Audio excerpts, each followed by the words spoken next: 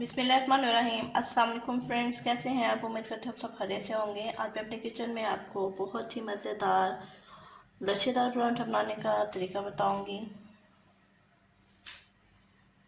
लच्छेदार पराठे बनाने का तरीका बताऊंगी, जिसके लिए मैंने लिया है, ये आप देख सकते हैं, 250 ml जो है मैंने दूध लिया है, तो तकरीबन 1 पाव जितना। तो ये मेरे पास 1 कप है मेरे पास मैदा और 1 कप है फाइन आटा। तो अगर आप चाहें तो मैदे के साथ जो है चक्की वाला आटा भी इस्तेमाल कर सकते हैं। कि आटा लेना है वो आपने अच्छी क्वालिटी का लेना है, तो थोड़ा काला काला सा भी होता है वो नहीं लेना। और क्योंकि आजकल जैसे कि नई गंदम आ रही है, तो उस हिसाब से जो नई गंदम का आटा होगा ना चक्की वाला, वो भी आपने इसमें इस्तेमाल नहीं करना। तो अच्छे वाला जो है अच्छी क्वालिटी में चक्की का आटा वो आप इस्तेमाल कर सकते हैं 1 कप। तो ये मैंने इसमें फाइन आटा लिया है 1 कप। तो इसमें लेंगे तकरीबन, ये आप दे सकते हैं 2 खाने वाले चम्मच घी के हैं। इसको मैंने थोड़ा गरम गरम कर लिया, मतलब कि पिघलाया है सब बस। तो ये इसमें मैं शामिल कर रही हूँ बेकिंग पाउडर। तो ये आप दे सकते हैं, ये जो है ना टीस्पून के चौथाई हिस्सा है, तो ये इसमें इस्तेमाल कर रही हूँ। और ये जो है नमक इसमें इस्तेमाल कर रही हूँ आधा हाफ टी स्पून से भी थोड़ा हिलाकर मैंने इसमें लिया है। और 1 खाने वाला चम्मच मैंने इसमें चीनी शामिल की है।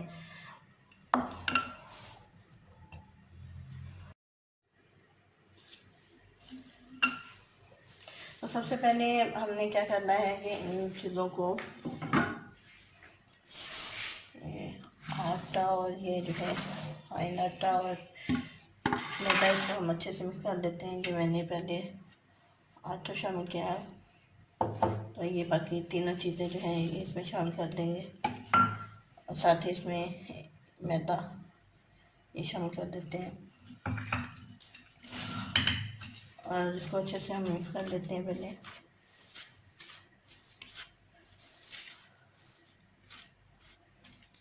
और साथ ही इसमें मैं शामिल करूँगी 2 चम्मच खाने के घी है। थोड़ा सा मैंने इसको पिघलाया है, गरम नहीं किया, बस पिघला कर फिर मैंने इसको थोड़ा ठंडा कर लिया था। तो अभी इसको हम पहले अच्छे से मिक्स कर लेते हैं दोनों हाथों की मदद से, इस तरह, ताकि जो है ये अच्छे से घी इसमें मिक्स हो जाए।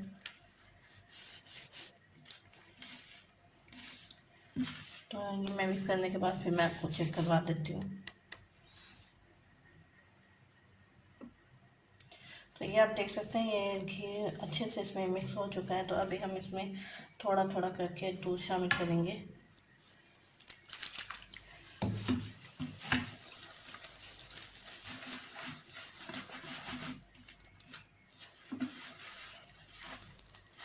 और इसे अच्छे से हम घोल लेते हैं। तो अगर आप चाहें तो दूध की जगह आप पानी भी इस्तेमाल कर सकते हो।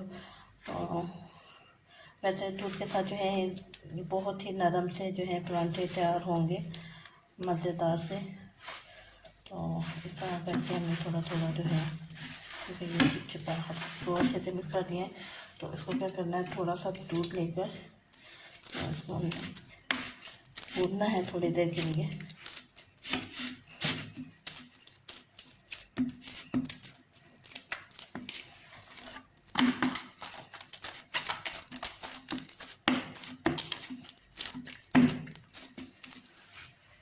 करके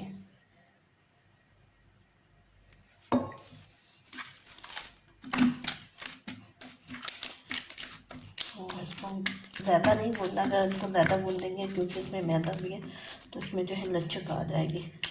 तो इस समय बस थोड़ा सा इसको मैंने थोड़ी देर के लिए एक साइड से प्रेस किया, थोड़ी देर के लिए दूसरी साइड से। तो अभी इस तरह करके मैंने इसको फैला दिया है। तो थोड़ा सा हम इसमें इस तरह करके दूध को लगा लेते हैं, ताकि इसमें जो है ऊपर से जो है खुश्क ना हो ये। क्योंकि मैं इसे 10 से 15 मिनट के लिए रेस्ट दूँगी, उसके बाद फिर मैं आपको चेक करवा देती हूँ।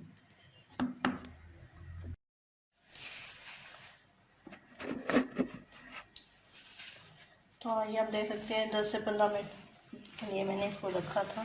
तो अभी ये इस हालत में हो गया है। तो अभी इसको हम थोड़ा सा देख लेते हैं।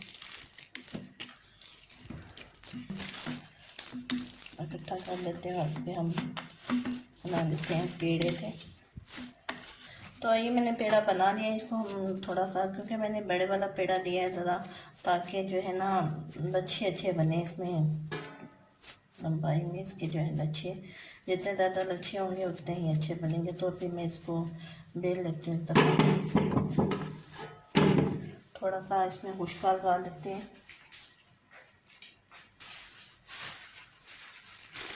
क्योंकि मैंने तो थोड़ा इसमें हम थोड़ा खुशका लगा देते हैं, क्योंकि अभी मैंने इस पर जो है ना घी और लगाना है। तो पहले इसको हम अच्छे से फैला लेते हैं, बड़ा सा कर देते हैं रोटी को।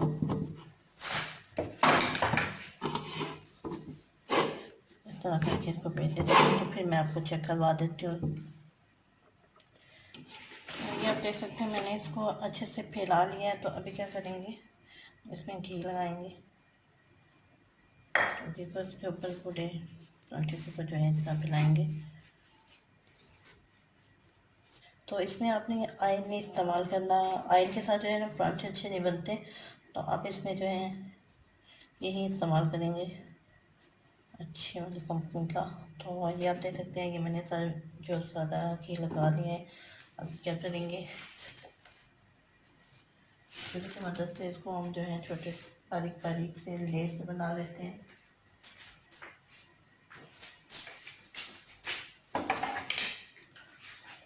तो आप जितने बारीक से लेयर्स बनाएंगे उतने ही जो है इसके लच्छे जो है ना अच्छे बनेंगे।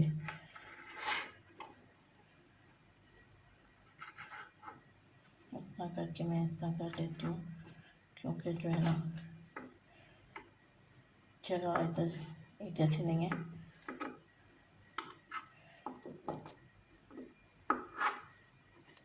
तो इसी तरह जो है मैं सारे जो है इसमें लेयर्स डाल लेती हूँ। तो फिर मैं आपको चेक करवा देती हूँ।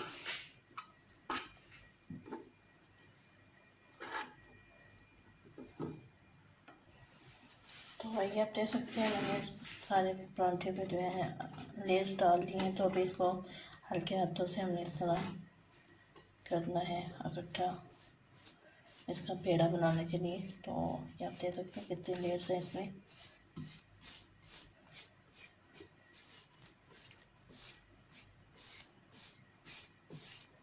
इसको इकट्ठा करने के बाद फिर मैं आपको चेक करवा देती हूँ। तो ये आप देख सकते हैं मैंने इसको इकट्ठा कर लिया है। अब इसके ऊपर फिर से हम थोड़ा थोड़ा घी लगा देते हैं। तो इसको थोड़ा सा हम इसका फेंट के ज़्यादा इतना करते हैं लंबाई में, ताकि इसके लच्छे अच्छे बने। तो अब इसको हमें क्या करना है,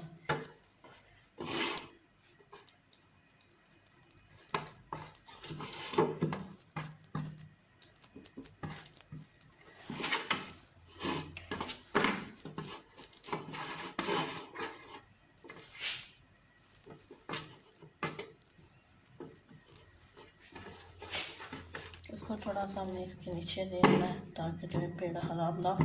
तो ये आप देख सकते हैं बहुत ही प्यारे से लच्छे इसमें जो है ना बने हुए हैं। तो अभी इसको फिर ऊपर से घी लगा देते हैं इस तरह, ताकि ये जो थोड़ा नरम हो जाए। जितना अच्छा नरम होगा उतना ही अच्छा जो है परांठा हमारा बेला जाएगा। तो क्योंकि मैंने हाथ की मदद से इस तरह बेलना है, तो इसलिए मैं इसे थोड़ी देर के लिए हाथ की मदद से बेलना है। तो इसलिए मैं इसे मज़ीद 5 मिनट के लिए इस तरह घी लगा के छोड़ूंगी, ताकि ये अच्छे से नरम हो जाए। क्योंकि हाथ से अगर बेलेंगे तो इसके लेयर्स जो हैं ख़राब नहीं होंगे। तो अभी हम क्या करते हैं, ऐसा इसको ऊपर से ढाँप देते हैं थोड़ी देर के लिए।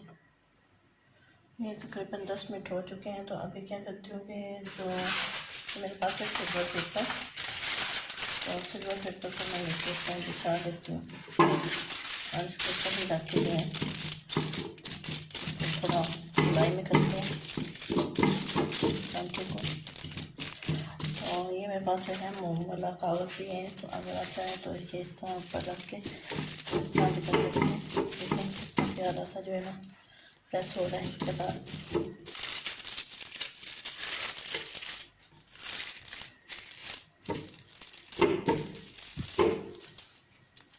और हाथ की मदद से हम इसको हिलाएंगे ताकि इसकी लेयर जो है वो भी खराब हो और ये प्यारा सा जो है पराठा तैयार हो जाए।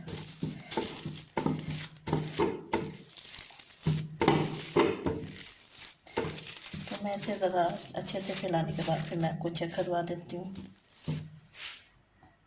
तो ये आप देख सकते हैं मैंने इसको बहुत ही अच्छे से फैला लिया है। तो अभी क्या करेंगे कि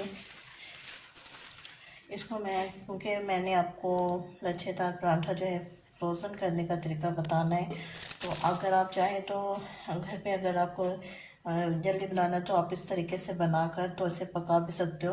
तो अगर आप उसको फ्रोज़न करना चाहते हो तो इसी तरह आप जो है तय बताए ऊपर इसको इस तरह रख के तो इसको फ्रोज़न करने के लिए भी जो है फ्रीज़र में रख सकते हैं और जब जी चाहे आपका आप जो है घर से बनाकर खा सकते हैं। तो क्योंकि मैं इसको फ्रोज़न करने का भी आपको तरीका बता रही हूँ तो अभी मैं इसको फ्रोज़न कर लूँगी और जब ये फ्रोज़न हो जाएगा तो फिर मैं आपको चेक करवा के तो आपको उसको पकाने का तरीका भी बता दूँगी। तो ये मैंने पराठा जो है फ्रोज़न कर लिया था, तो अभी सर्दी का टाइम है तो मैं इसको बनाने लगी हूँ। जिसके लिए मैंने तवे को पहले अच्छे से गर्म कर लिया है। तो पहले से अच्छे से गर्म करने के बाद थोड़ा जो है इसका चूल्हा हल्का कर लेना है। तो इसको लगा देते हैं थोड़ा सा घी।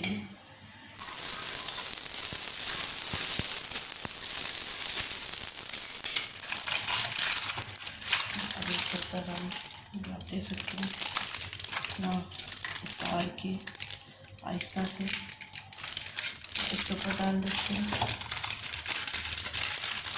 चूल्हा जो है मैंने स्लो कर लिया है। तो ये आप देख सकते हैं बहुत ही अच्छा सा जो है ना ये फ्रोज़न हुआ है। तो इसके ऊपर रखते हैं पहले थोड़ा सा साइड से पकने देंगे, फिर दूसरी साइड से पकाएंगे।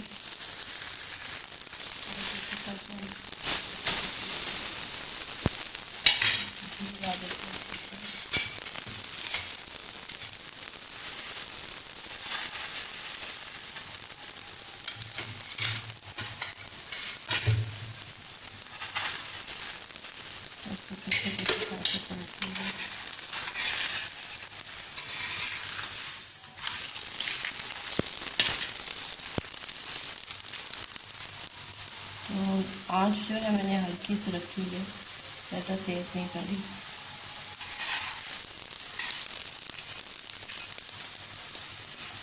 क्योंकि तवा जो है ना ज़्यादा गर्म हो गया था इस वजह से। तो वैसे भी इसको हल्की आंच पे ही पकाना है। अगर आप तेज़ आंच पे इसको पकाएंगे तो ये अंदर से कच्चा रह जाएगा और बाहर से जो है ना पक जाएगा। एक साइड से पक चुका है, अभी हम दूसरी साइड से पलट सकते हैं। देख सकते हैं बहुत ही मज़ेदार था पराठा हमारा तैयार हो रहा है।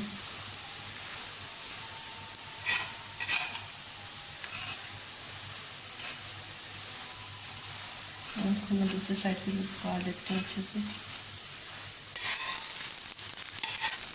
तो फिर मैं आपको चेक करवा देती हूँ। तो ये आप देख सकते हैं दोनों साइडों से अच्छे से पक चुका है। तो बहुत ही अच्छा सा जो है ना इसकी लेयर्स बनी है। तो ये आप देख सकते हैं इसकी लेयर्स बहुत ही प्यारी सी बनी है। बहुत ही ज़बरदस्त सा जो है पराठा, लच्छेदार पराठा हमारा तैयार हुआ है। तो ये आप देख सकते हैं बहुत ही ज़बरदस्त सा। उम्मीद करती हूँ आपको ये मेरी वीडियो ज़रूर पसंद आई होगी। अगर आपको मेरी वीडियो पसंद आई हो तो मेरे चैनल को सब्सक्राइब कीजिएगा, वीडियो को लाइक और शेयर ज़रूर कीजिएगा। तो हम याद रखिएगा। अल्लाह हाफिज़।